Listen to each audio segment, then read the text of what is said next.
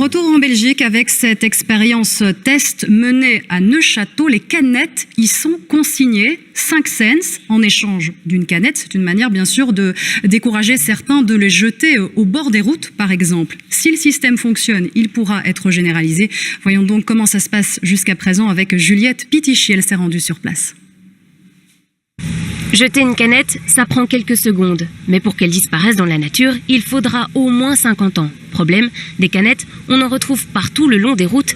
Alors cette nouvelle machine a vu le jour ici à Neufchâteau. C'est une première en Belgique. Démonstration.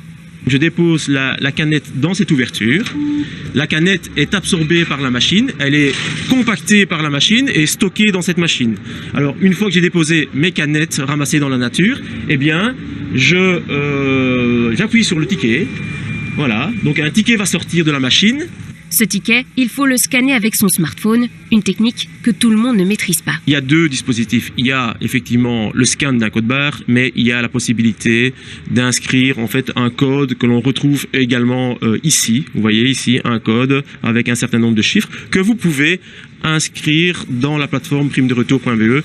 Si un habitant de la commune récolte 100 canettes, il reçoit un bon d'achat de 5 € à dépenser dans les magasins locaux. Voilà qui fait l'affaire des commerçants et des riverains.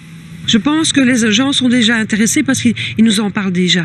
Donc je pense que ça pourrait être intéressant. Aller pouvoir ramener ces canettes et avoir des tickets pour pouvoir aller chez les commerçants, c'est une superbe idée.